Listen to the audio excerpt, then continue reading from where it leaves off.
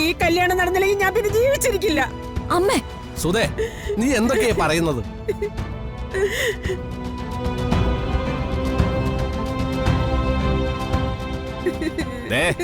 നിങ്ങള് കെട്ടിത്തൂങ്ങൊന്നും വേണ്ട, കല്യാണം നടത്താം, അതിനൊരു പ്രശ്നവും ഇല്ല. പക്ഷേ എന്റെ മരുമോനെ തല്ലിയ ഇവളും ഈ നമ്പ്യാരും കുമാറിനോട് മാപ്പ് പറയണം. പറയും, എന്റെ മോള് മാപ്പ് പറയും.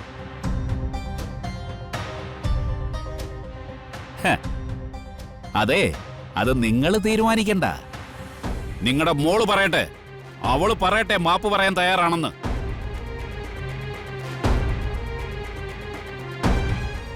പറയും, എന്റെ മോള് മാപ്പ് പറയും. മോളെ മോളെ പറ മോളെ, നീ മാപ്പ് പറയാൻ തയ്യാറാണെന്ന് പറ മോളെ. മോളെ, നിന്റെ മുന്നിൽ വന്ന ജീവിതം നീ തട്ടിക്കളയരുത്. ജീവിതകാലം മുഴുവൻ ഞാൻ കല്യാണം കഴിക്കാതെ ഇരുന്നാലും ഇവനെ കല്യാണം കഴിക്കാൻ എനിക്ക് സമ്മതമല്ല.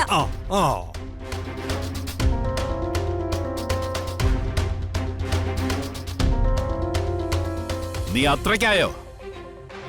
കേട്ടല്ലോ, മാളു പറഞ്ഞത് കേട്ടല്ലോ. ഇനി മോനെയും കൊണ്ട് ഇവിടെ നിൽക്കണ്ട, കൊണ്ടുവയ്ക്കോ. അല്ലെങ്കിൽ ഇവിടെ കൂടി നിൽക്കുന്നവരെങ്ങനെയാ പെരുമാറുന്നതെന്ന് എനിക്ക് പറയാൻ പറ്റില്ല. പിന്നെ ഇവന്റെ മിച്ചവും കിട്ടില്ല. വെളിച്ചോണ്ട് പോടാ.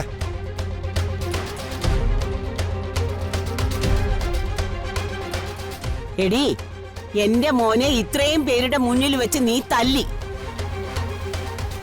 ഞാനിവനെ ഒരു ഈർക്കിലുകൊണ്ട് പോലും തല്ലിയിട്ടില്ല. നിന്റെ മനസ്സിൽ എന്താണെന്ന് എനിക്കറിയാം. അതിൻ്റെതാ മോൻ ഇങ്ങനെ വഷളായി പോയതെന്നല്ലേ? ആയിക്കോട്ടെ, അത് ഞാൻ അങ്ങ് സഹിച്ചു. പക്ഷെ ഒരു കാര്യം നീ മനസ്സിലാക്കിക്കോ, ഈ കല്യാണം മുടക്കിയിട്ട് നീ സുഖമായിട്ട് ജീവിക്കാമെന്ന് കരുതണ്ട.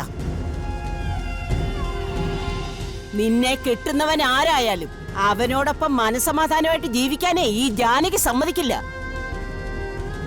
ഇനി അങ്ങോട്ട് നിന്റെ പുറകിൽ ഈ ജാനകി ഉണ്ടാവും, ഓർത്തോ നീ. ജാനകി, ഇങ്ങോട്ട് വരാൻ.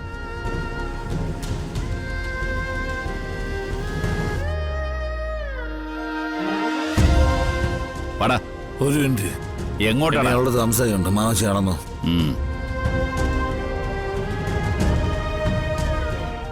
എടേ, മോഹിച്ചതൊക്കെ ഞാൻ സ്വന്തമാക്കിയിട്ടുണ്ട്. നിന്നെ ഞാൻ വിട്ടുകളയൂല.